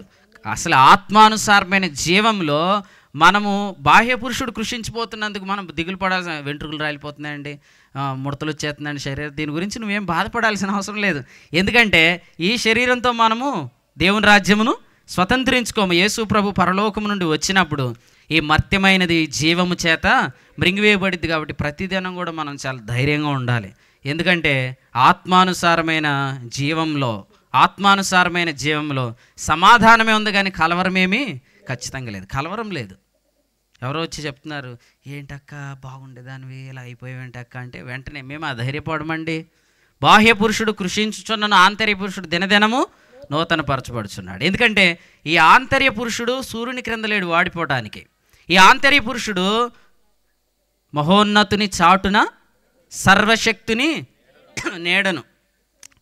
91వ కీర్తన 1వ వచనం, ఆయన రెక్కల క్రింద మనకు ఆశ్రయము కలిగింది. ఆయన రెక్కలు ఏ రెక్కలు అంటే ఆయన రెక్కలు మనకు ఆరోగ్యాన్ని కలిగిస్తాయి. మలాకి గ్రంథం 4:2, ఆయన రెక్కలు నూతనత్వాన్ని కలిగిస్తే. యెషయా గ్రంథం 40:31లో చెప్పాడు, రెక్కలు చాపి వారు పైకి ఎగురుదురు, నూతన బలము పొందుదురు అని చెప్పాడు. కాబట్టి మీరు అర్థం చేసుకోండి, నిలుచున్నది ఎంతో అధికమైన మహిమగలదగును. కాబట్టి ఆత్మ ద్వారా జరిగించేది మాత్రమే నిలబడుతుంది. ఎన్ని ప్రసంగాలు చేశారో మీ డైరీలో లెక్క ఉంది, కానీ ఎన్ని ప్రసంగాలు ఆత్మ ద్వారా జరిగించారో ఆ లెక్కే వస్తుంది అక్కడ. ఎన్ని పాటలు మీరు రాశారో అనేది లెక్క ఉంటుంది, కానీ ఎన్ని పాటలు ఆత్మ ద్వారా మీరు రాశారో అదే లెక్క ఉంటుంది. ఎందుకంటే ఇదంతా ఆత్మ ద్వారా జరిగించాల్సిన ధర్మం, నియమం, ఇంకా చెప్పాలంటే పద్ధతి అన్నాడు. కాబట్టి ఈ పద్ధతిలో నడిస్తేనే కృపా సమాధానాలు మనకు కలుగుతాయని కూడా గలతీపత్రిక 6:15లో చెప్పాడు. కాబట్టి ఈ రాత్రి ఈ వాక్యాన్ని వింటున్న మీరు అందరూ కూడా పరిశుద్ధాత్మను వరము అనే దాని గురించి ఆలోచన చేయండి. దేవుని శక్తి చేత మనం కాపాడబడతాం. మాత్రమే కాదు, పేతురు 1:6లో చెప్పినట్లు ఏముంటుంది? ఇందువలన మీరు మిక్కిలి ఆనందిస్తున్నారు. అది చెప్పన అసఖ్యమును మహిమయుక్తమైన ఆనందం కదండి. ఈ ఆనందం లేనోళ్ళు ఎప్పుడు కూడా ఎవడు చచ్చిపోతాడా, ఎవడు పడిపోతాడా, ఎవడు తొలగిపోతాడా అని వెయిట్ చేస్తారు. ఎందుకంటే దుర్నీతులు ఆనందించటం కదా. దుర్నీతులు ఆనందించే వాళ్ళు ఉండరా? చిన్నప్పుడు మనం సైకిల్ మీద నుంచి పడిపోయినప్పుడు ఎక్కువ ఏం చెక్ చేసుకుంటాం? దెబ్బ ఎక్కడ తగిలిందని కదా, ఎవడని చూసాడు లేదని. చిన్నపిల్లలు కూడా అంతే, మా అమ్మాయి కూడా అంతే. పడిపోయింది అనుకోండి ఏడవదు, నేను చూశానంటే ఏడుతుంది అనమాట. అంటే మనం ఎక్కడ ఆలోచిస్తున్నామంటే మనం పడిపోవటాన్ని ఎవరైనా చూస్తున్నారా? ఎందుకంటే వాళ్ళకి ఈరోజు అదే పండుగ. క్రైస్తవులు కూడా పండుగ ఏంటి ఇప్పుడు? ఎవడైనా తప్పు చేస్తే ఏం చేద్దాం? ఆ తప్పును చూసుకొని వాక్యం చెప్పేద్దాం. ఆ తప్పు మీద ఆ వ్యక్తిని గురించి వాక్యం చెప్పేసి మనం ఫేమస్ అయిపోదాం. This is not Christianity.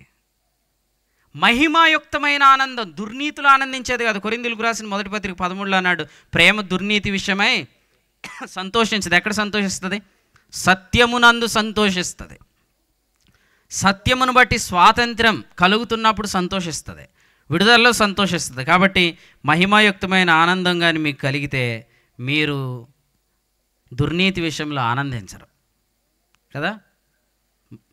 ఎవరు తొలగిపోయినా, ఎవరు తొట్టిల్లినా, ఎవరు పడిపోయినా అది నా మీద ఎటువంటి ప్రభావం చూపించదానండి? చెప్తారా? ఎవరు తొలగిపోయినా, ఎవరు తొట్టిల్లినా, ఎవరు పడిపోయినా అది నా మీద ఎటువంటి ప్రభావం చూపించదానండి. ఎందుకంటే ఇది ఆనందం, ఆత్మీయందుల ఆనందం. ఎందుకంటే నేను ఇలా చెప్తాను, ఎప్పుడు మనము దుఃఖపడాలంటే పరిశుద్ధాత్మ వరము చేత మనం నిర్వహించబడనప్పుడే దుఃఖపడాలి. ఇక దేనికి దుఃఖపడక్కర్లేదు. నా కుడి ప్రక్కను 1000 మంది పడిననా, 10,000 మంది కూలినను. 10,000 మంది పక్కన కూలిపోతే కరోనాలో ఎక్కువ మంది ఎందుకు చనిపోయారు? ఎందుకంటే కరోనాలో మొత్తం ప్రక్కన పెట్టిన బెడ్ల మీద అందరూ కూడా ఏమవుతూ ఉంటారు, వాళ్ళు చనిపోతూ ఉంటే రేపు నాదేనేమోనని ధైర్యం పోతుంది అనమాట. అందుకే చాలామంది వెళ్ళిపోయారు కదండి. కానీ మనకేం చెప్తున్నాడంటే అసలు గొప్ప గొప్ప వాళ్ళే తొట్టిల్లే అవకాశాలు ఉన్న దినాల్లో మనం బ్రతుకుతున్నాం. కానీ నువ్వు నిలబడాలి, నువ్వు ఆనందంగానే ఉండాలి. వాళ్ళు తొట్టిల్లినందుకు నువ్వు ఆనందించకూడదు, వాళ్ళు తొలగిపోయినందుకు నువ్వేమీ దుఃఖపడాల్సిన అవసరం లేదు. ఎందుకంటే మన సహాయం అంతా ఎక్కడి నుంచి వస్తుంది? పరలోకము నుండి వస్తుంది. హెబ్రీ పత్రిక 4:16 రాసినట్లుగా సమయోచితమైన సహాయము కృపా సింహాసనం దగ్గర నుంచి వస్తుంది. అందుకనే ఎవరి తొట్టుబాటు, ఎవరు తొలగిపోవటం, ఎవరి బలహీనత అనేది నాకు ఆనందం పుట్టించకూడదు. మహిమాయుక్తమైన ఆనందం సంగతులు ఈరోజు ఇచ్చాడండి. ఏం తలంపులతో మాట్లాడాడు ప్రభు. ఆ తలంపులను తలపోసుకుంటూ ఆనందించేది క్రైస్తవ జీవితం. అలా ఆనందిస్తే మీరు ఏం చేయగలుగుతారు చెప్పనా? ఆ తలంపులను మీరు చెప్పగలుగుతారు ఇతరులకి. సువార్త ప్రకటించినప్పుడు పాట పాడేవాళ్ళు కదా, సంతోషమే సమాధానమే, సంతోషమే సమాధానమే, చెప్పనా సఖ్యమైన సంతోషం. అప్పుడు మనం వెళ్ళబడు, ఈ సంతోషము నీకు కావలెనా, ఈ సంతోషము నీకు కావలెనా, ఈ సంతోషము నీకు కావలెనా, నేడే యేసు నొద్దకు రమ్ము. సువార్త అలా చెప్పాలి. నేను పొందిన సంతోషం, నేను అనుభవిస్తున్న రక్షణానందాన్ని ప్రకటించడమే సాక్ష్యం.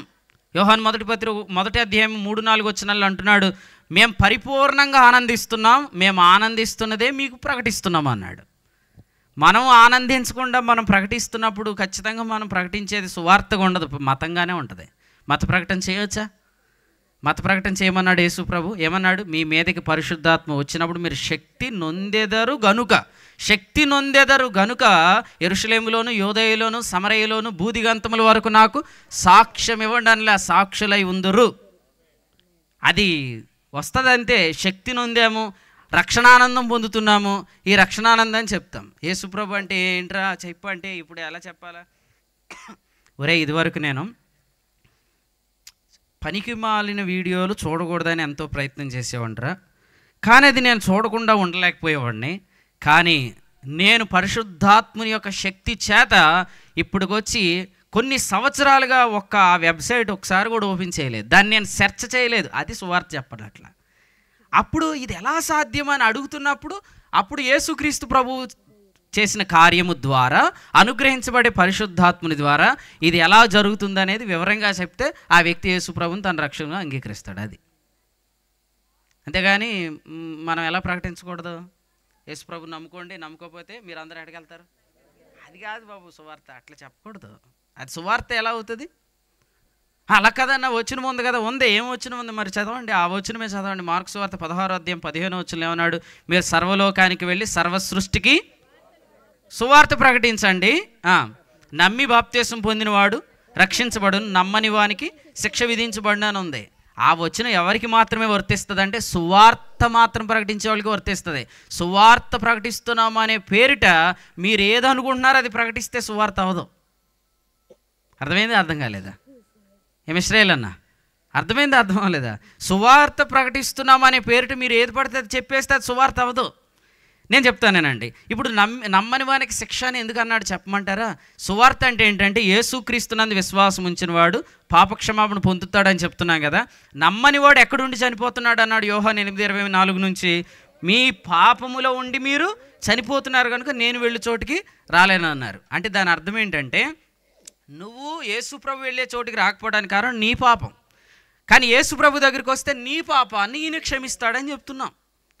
కానీ మనం చెప్పేది ఎలా ఉందంటే యేసుప్రభు నమ్మకపోతే ఆయన్ని నరకానికి పంపించేస్తాడని చెప్తున్నాం. అది కాదు, వివరంగా అక్కడ రాసిన మాటలు మనం అర్థం చేసుకోవాలి. కాబట్టి మీరు నిజంగా రక్షణ ఆనందాన్ని అనుభవిస్తే మీ అంతటి మీరే సాక్షులు అవుతారు. ఇక్కడ ఉన్న మీరు అందరూ బలమైన సాక్షులుగా ఉందురుగాక. మనకు కావాల్సింది సాక్ష్యాలు కాదు, చెప్పండి సాక్షులు, చెప్పండి సాక్ష్యాలు. ఓకే, దేవునికి స్తోత్రం. కానీ మీరు సాక్షులుగా ఉండి సాక్ష్యం చెప్తే అది వెరీ ఎఫెక్టివ్, అది చాలా ప్రభావాన్ని చూపిస్తుంది. మీరు సాక్షులుగా ఎప్పుడు ఉంటారంటే మీరు ఆ దైవ శక్తి చేత నియంత్రించబడుతున్నప్పుడు, ఆ రక్షణ ఆనందాన్ని మీరు అనుభవిస్తున్నప్పుడు మీరు ఆ రక్షణ గురించి మీరు ఖచ్చితంగా సాక్ష్యము ఇస్తారన్నమాట. అలా చెప్పేవారి సంఖ్య గణనీయంగా పెరుగుతుంది. నేను చూస్తున్నాను, దేవునికి స్తోత్రం చెల్లిస్తున్నాను. ప్రతిరోజు ఉదయకాలం నేను జూమ్ మీటింగ్ నడిపిస్తాను. ఎంతోమంది ఈ వాక్యాన్ని గ్రహించి ప్రతిరోజు ఉదయకాలం పెందలగడ 5 గంటలకు జాయిన్ అవుతారు. చాలామంది ఈ వాక్యం గ్రహించి ఎట్లాగే ప్రకటిస్తున్న వారిని నేను చూస్తున్నాను. అంటే దీన్ని బట్టి మనం ఏం అర్థం చేసుకోవాలంటే రానున్న దినాల్లో ఇది మహిమ నుండి అధిక మహిమను పొందబోతుంది. కొరింథీ 2వ పత్రిక 3వ అధ్యాయం 18లో చెప్పినట్లుగా ఈ స్వాతంత్రం ఇచ్చే నియమం 17లో చెప్పినట్లుగా ఇది పెరుగుతుంది. మతము అనేది నువ్వు ఎంత కాపాడినా తగ్గిపోద్ది. ఒకరోజు ఈ గిద్యోన్ ఉన్నాడు కదండి, గిద్యోన్కి ఇంకొక పేరేంటి?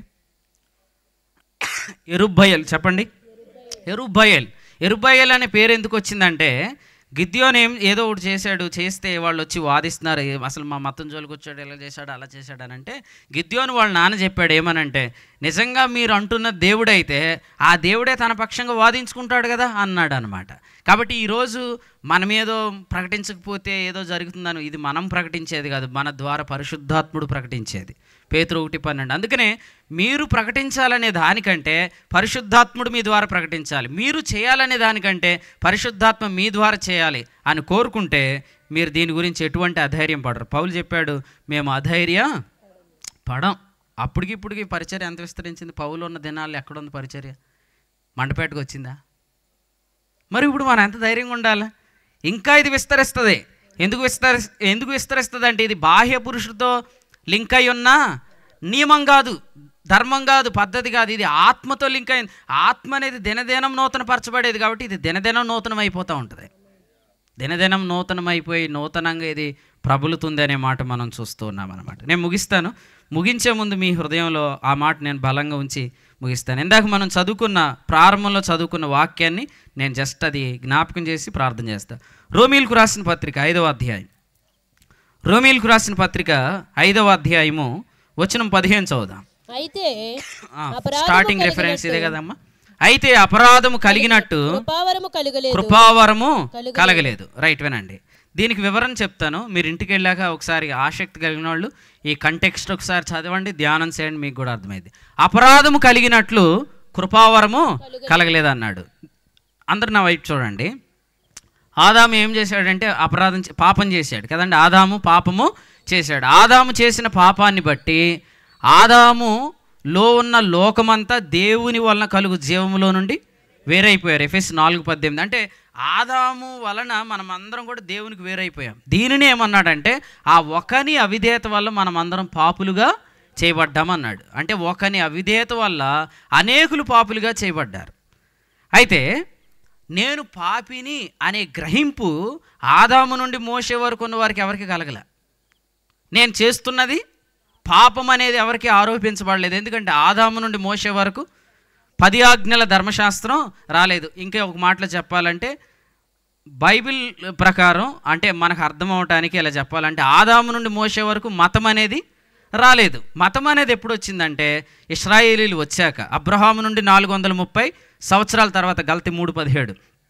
ఆ రోజు సేనాయి కొండ దగ్గర ఈ మోషే ద్వారా ఈ మతం అనేది వచ్చింది. మతం అనేది వచ్చిన తర్వాత వాళ్ళకి ఏమి కలుగుతుందంటే ఏది చేయకూడదు అనుకుంటున్నారో అదే కలుగుతుంది. చెయ్యగోరు మేలు చేయక చేయగోరని కీడే కలుగుతుంది అన్నమాట. దీన్ని ఏమన్నాడంటే అపరాధము కలుగుట అన్నాడు. చెప్పండి, అపరాధం ఏమవుతుంది? అపరాధం ఎందుకు కలుగుతుంది? ఎందుకంటే అతడు వాస్తవం పాపి కాబట్టి. ఒకవేళ మీరు ఇలా అనొచ్చు, ఏమనంటే మనుషుడు తన పాపం వల్ల పాపే కానీ ఆదాము చేసిన పాపాన్ని బట్టి పాపి కాదని ఎవరైనా అంటే అప్పుడు ఆదాము నుండి మోసే వరకు ఒక్కళ్ళు కూడా చచ్చిపోకూడదు. చచ్చిపోలేదా? అదే రోమపత్రిక 5వ అధ్యాయం 12, 13, 14 వచ్చిన 14 అనుకుంటే ఎలా అన్నాడు, ఆదాము మొదలుకొని ఆదాము చేసిన అతిక్రమమును పోలి పాపము చేయని వారి మీద కూడా ఏం చేయలేదంట, పాపము చేయని వారి మీద ఎవరంట, ఆదాము మొదలుకొని మోసే వరకు మరణము ఏలిందంటే ఇప్పుడు వీళ్ళందరూ చనిపోయింది ఎవరి పాపాన్ని బట్టి? ఖచ్చితంగా ఆదాము పాపాన్ని బట్టే. ఆదాము చేసిన పాపాన్ని బట్టి వీరు చనిపోయారు, కానీ వీరు సొంత పాపాలు బట్టి చనిపోయారని ఆరోపించడానికి అప్పటికి ఇంకా ధర్మశాస్త్రం రాలేదు. కాబట్టి మనుషుడు చనిపోతుంది తన సొంత పాపాన్ని బట్టి కాదు, ఆదాము యొక్క అవిధేయతను బట్టి. మనుషుడు జీవంలోనికి వచ్చేది తన సొంత విధేయతను బట్టి కాదు, యేసుక్రీస్తు చేసిన విధేయతను బట్టి. సో ఆదాము అపరాధాన్ని బట్టి మనుషుడు పాపి అయ్యాడు. పాపి అయిన తర్వాత మనుషుడికి ఒక ఆలోచన వచ్చింది, ఏమనంటే నా సొంత నీతి వల్ల నేనేమైపోదామని. నీతిమంతుడు అంటే కొండ మీద నుంచి పడిపోయాడు, ఇప్పుడు తనంతట తాను ఏమి ఎక్కేయాలనుకుంటున్నాడు, కొండ ఎక్కాలి, దేవుణ్ణి ఏం చేసుకోవాలా, దర్శనం చేసుకోవాలా, దేవుని దర్శనం చేసుకోవాలి, కొండ ఎక్కాలనుకుంటున్నాడు. అయితే కొండ ఎక్కడానికి ప్రయత్నించిన మానవుడికి ఏమర్థమైందంటే సమీపింపరాని తేజస్సులో ఆయన మాత్రమే వసించు అమరత్వము గలవాడే ఉన్నాడు, మనుషులు ఎవడును ఆయనను చూడలేదు, ఎవడును ఆయనను చూడనేరాడు. ఆ మహిమకు మనం ఎక్కలేమని తెలుసుకున్నాడు.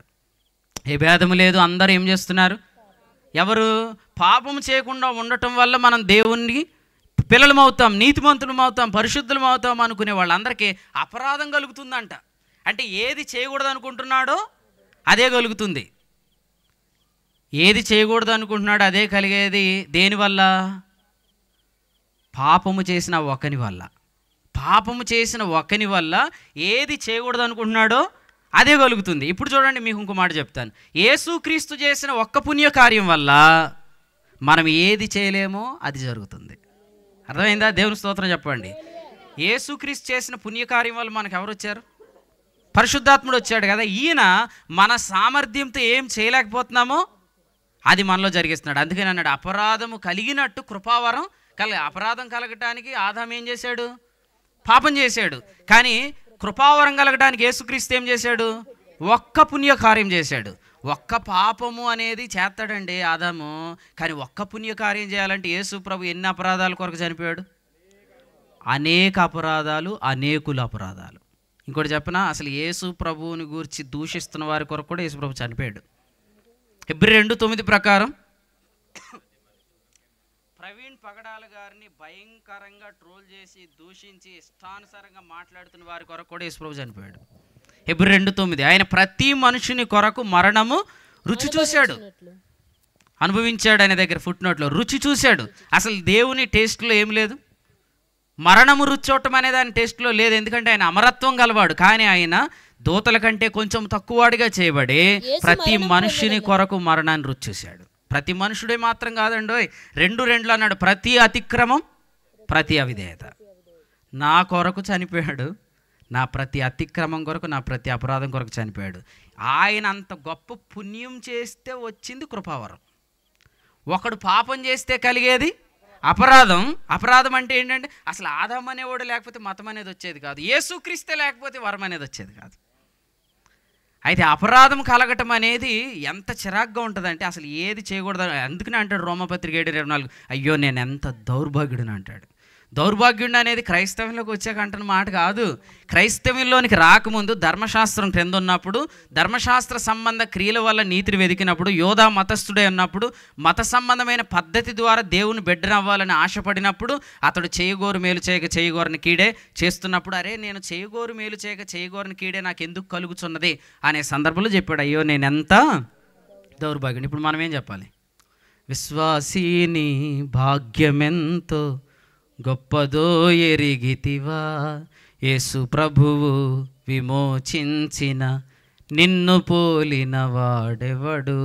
మతంలో మనం దౌర్భాగ్యులం, కానీ క్రీస్తులో మనం భాగ్యవంతులం కదండి. ద్వితీయోపదేశకాండం 33లో మోషే చెప్పాడు, ఇశ్రాయేలు నీ భాగ్యము ఎంత గొప్పది. ఇశ్రాయేలు భాగ్యమే గొప్పది ఐగుప్తు నుంచి బయటకు వస్తే, మరి పాప ధర్మశాస్త్రములలో నుంచి బయటకు వచ్చిన మన భాగ్యం ఎంత గొప్పది. యెహోవా యొక్క నిజస్వరూపం, ఇంకా చెప్పాలంటే యెహోవా యొక్క సంపూర్ణత, యెహోవా రక్షణను నామము కలిగిన యేసు ప్రభు ద్వారా మనం విమోచించబడినప్పుడు మన భాగ్యం ఎంత గొప్పది. ఎందుకంటే ఈరోజు మనం ఇంతకుముందు ఏది చేయలేకపోయాం, ఇప్పుడు ఆత్మ ద్వారా జరుగుతుంది.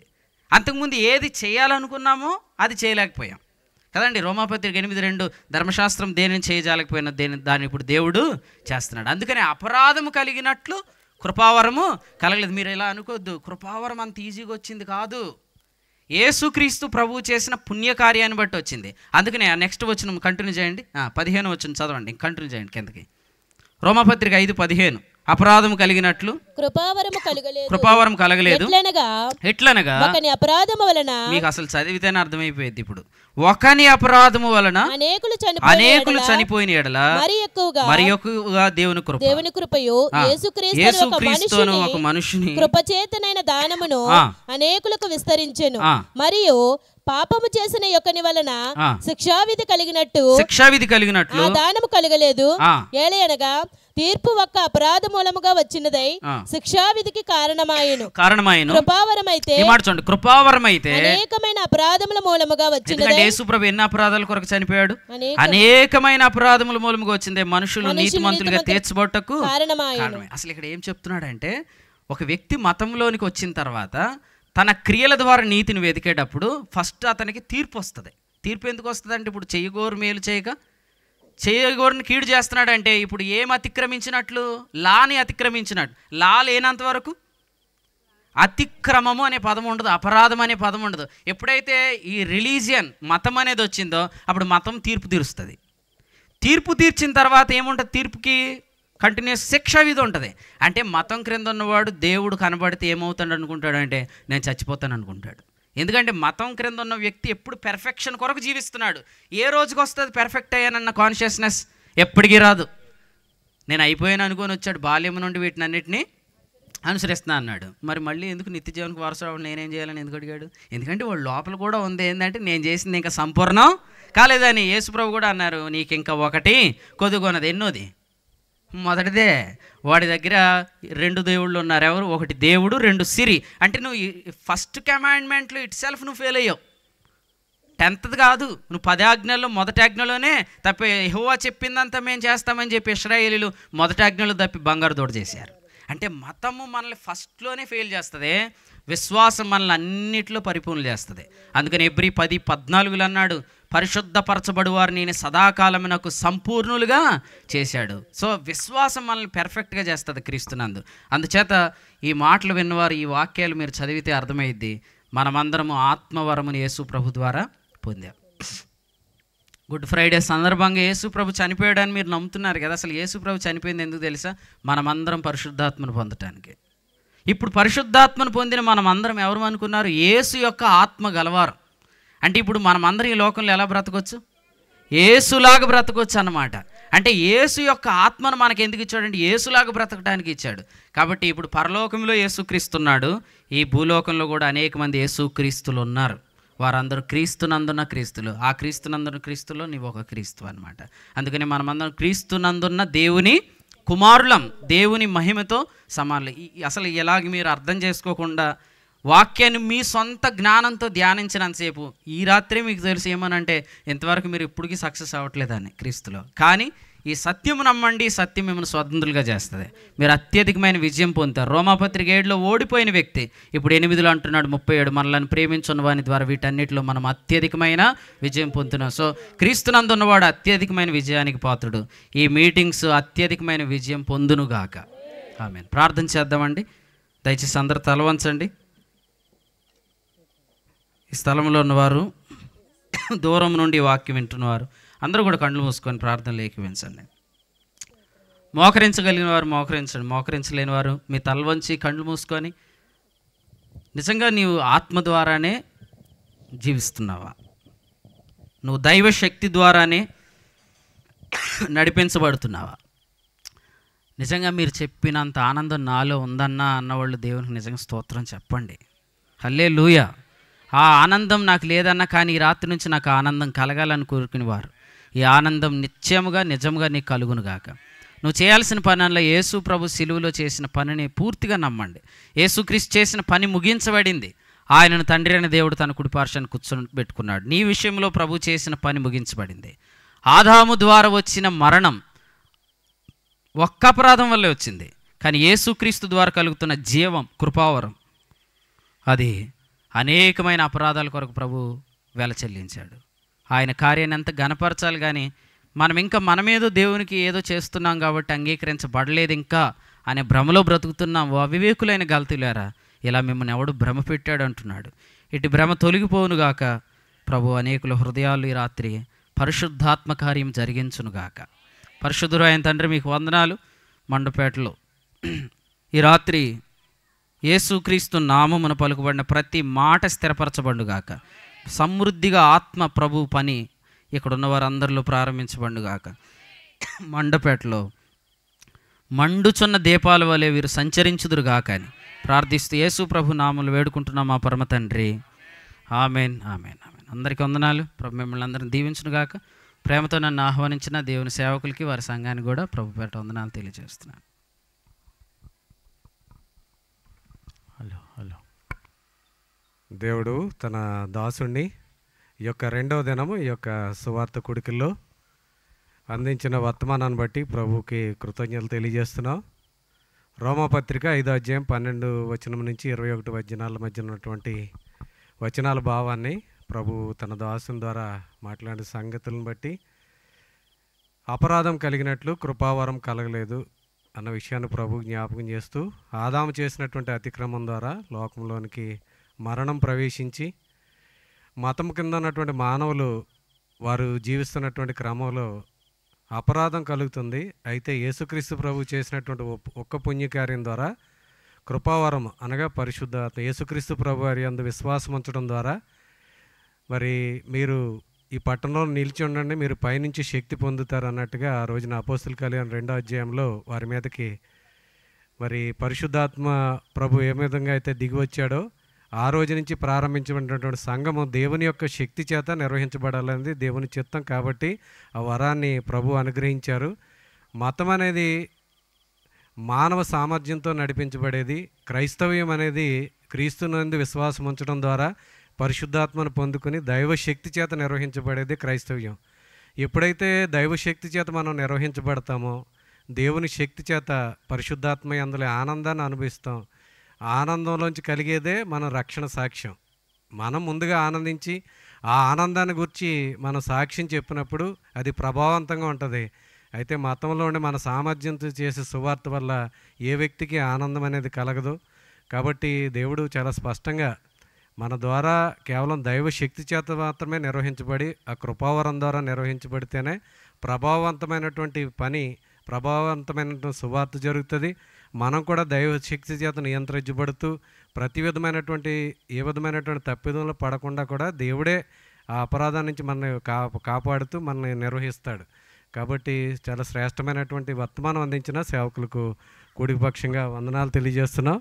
ఈ సమయాన్ని మరి స్థానిక సంఘ సేవకులు మరి జాన్ మార్క్ గారిని ఆహ్వానిస్తున్నాం. వారు ముగింపు మాటలు తెలియజేస్తారు. దేవునికి మహిమ కలుగును గాక. హల్లెలూయా. నిజంగా చాలా చక్కటి విషయాలు